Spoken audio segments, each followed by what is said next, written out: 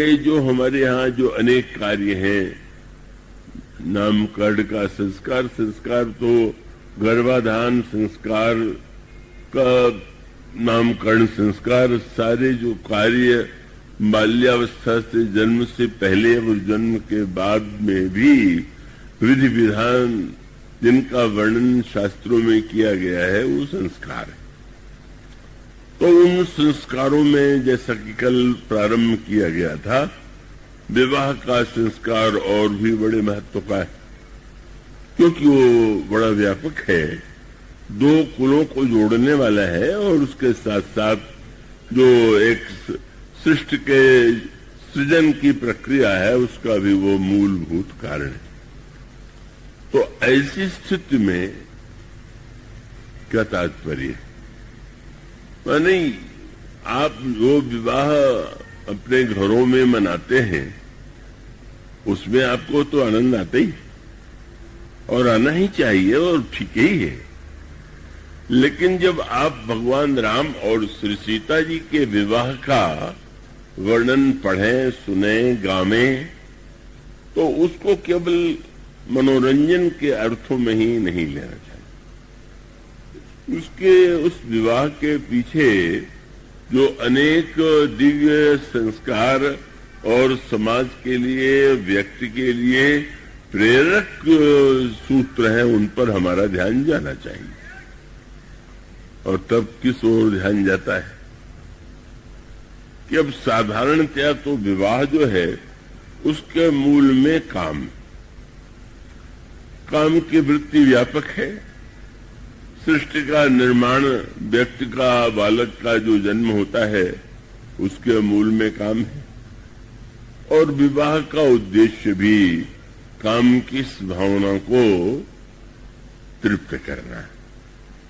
और उसको धार्मिक रूप देने का अर्थ है कि काम की वासना को नियंत्रित रूप में कैसे व्यक्ति जीवन में पूरा करे और उसका काम जो है उसको उच्छृंखल न बना दे, अनियंत्रित न बना दे, इसलिए उसको एक संस्कार का विशुद्ध रूप दिया गया। भगवान श्री राम का जो विवाह है वो तो बड़ा ही अनेक अनेक विलक्षणताओं से पूर्ण है। पहला सूत्र जिस पर आपका ध्यान में आकृष्ट करूं, इसके लिए रामायण में दो शब्द आते हैं। प्रचलित परंपरा में एक नाम तो था स्वयंवर सभा, और यहाँ पर भी रामायण में गोस्वामी जी ने ये लिखा है कि ये जितने जे नृपसीय स्वयंवर आए, तो एक शब्द है स्वयंवर और दूसरा शब्द है धनुष यज्ञ। धनुष यज्ञ सुन रघुकुल न था, हर्ष चले मुनिवर के सा था। अन्य राजा जो आए थे वो स्वयंवर में सम्मिलित होने आए थे और भगवान राम धनुष यज्ञ में सम्मिलित होने आए थे। क्या अर्थ हुआ?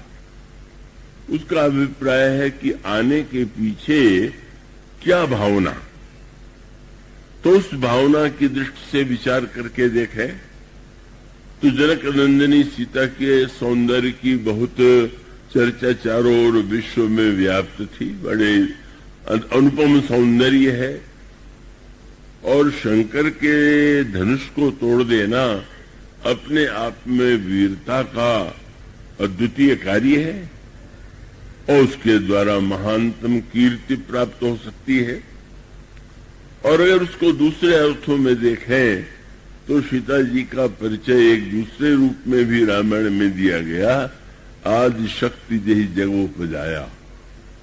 तो ये बड़ी स्वाभाविक सी बात है कि शक्ति को पाने की आकांक्षा, सुंदरता को पाने की इच्छा, कीर्ति को पाने की अभिलाषा सब में होती।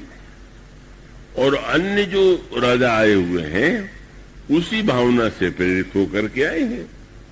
धनुष टूट करके हम तोड़ करके कीर्ति भी प्राप्त करेंगे, सुंदरता भी प्राप्त करेंगे, वीर के रूप में हम प्रसिद्ध भी हो जाएंगे।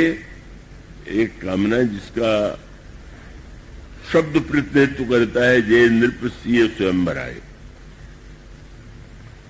और दूसरा शब्द महर्षि विश्वामित्र ने भी स्वयंवर शब्द का प्रयोग किया, पर कब किया? और उसके पहले स्वयंवर शब्द का प्रयोग विश्वामित्र जी ने नहीं किया। एक अवसर विशेष पर फिर उन्होंने स्वयंवर तो कहा, पर उसके पहले जिस समय महर्षि विश्वामित्र के पास यज्ञ का आमंत्रण उन्हें मिला, कल इसकी चर्चा की गई थी। अब तो आज बहुत बड़ी संख्या में नए श्रोता है, तो उसका सूत्र इतना ही है कि कर्म को हम किस रूप में संपन्न करें। अगर हमारा कर्म जो है यज्ञ कर्म बनेगा तो व्यक्ति के लिए और समाज के लिए कल्याणकारी होगा, और उसको परलोक में भी, जिसको परलोक में आस्था हो, उसके लिए सुखप्रद है। और उसका अभिप्राय यह है कि यज्ञार्थात कर्मणोन्यत्र।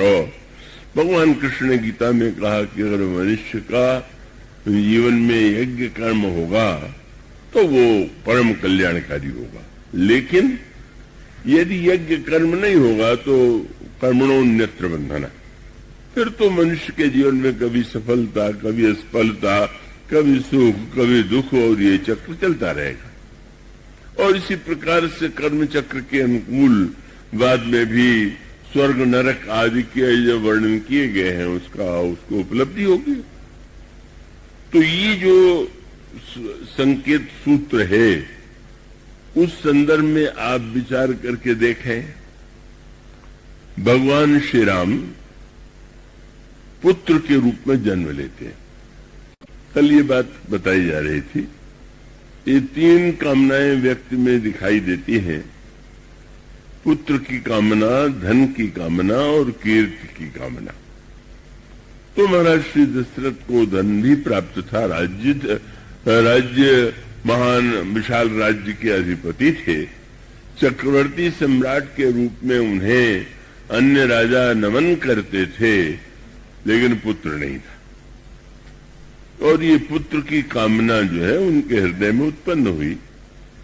ये पुत्र की कामना व्यक्ति में स्वभावतः होती है, और उस कामना के पीछे एक भावना होती है कि व्यक्ति को ऐसा लगता है कि मेरा जीवन जो है वो सदा तो नहीं रहेगा, शरीर तो नश्वर है, और वो कल्पना करता है कि अगर मेरा पुत्र होगा तो वो मानो हमारे शरीर का ही दूसरा रूप प्रतिबिंब होगा और वो परंपरा चलती जाएगी। इसलिए पुत्र की कामना के पीछे अपने को जीवित रखने की वृत्ति भी, अपने को अन्य रूप में जीवित रखने का एक उद्देश्य भी उसमें हुआ होता है। और उसके साथ साथ शास्त्र ने उसको सम्मोहक रूप भी दिया। ये जो पुत्र शब्द बना है उसका अर्थ शायद आप में बहुत से जानते हो न जानते हो। शास्त्रों में ये अनेक प्रकार के नरकों का वर्णन किया गया। आपने कथाओं में सुना होगा, पुराणों में, रामायण में तो उनका विशेष वर्णन नहीं है। तो उन नरकों में से एक नरक का नाम है पुण्य। पुण्य और पुत्र माने, बोले पुत्र के जन्म के बाद व्यक्ति को उस नरक में नहीं जाना पड़ता। पुण्य नाम नरक से जो व्यक्ति की रक्षा करे वह पुत्र है।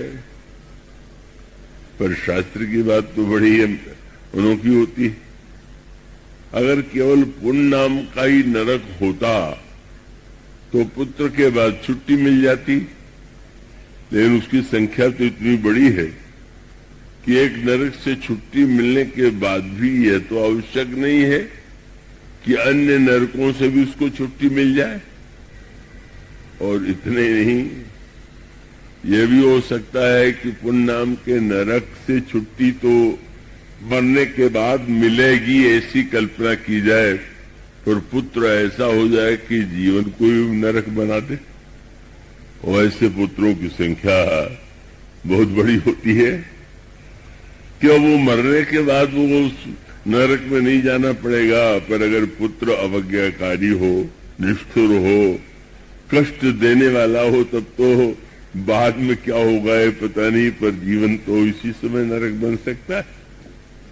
और वो व्यंग कबीर का आपने सुना ही होगा, विवाह के मृत्यु के बाद बहुत सा लोग दान देते हैं, बहुत से लोगों को भोजन कराते हैं, श्राद्ध आदि करते हैं। तो कोई व्यक्ति बड़े लगा कि बड़े विस्तार से पिता के लिए पता लगाया, तो पता चला कि वो अपने पिता की हड्डी को पहले ले जा करके त्रिवेणी संगम में प्रवाहित करेगा और उसके बाद और शुभ कार्य करेगा।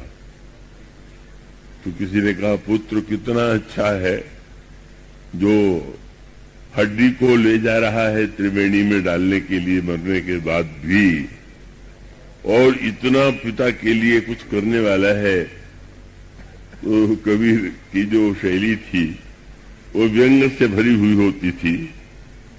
वे जानते थे कि वो जो व्यक्ति था जो ये सब कर रहा था, उसका अपने पिता से जीवन काल में कैसा संबंध था।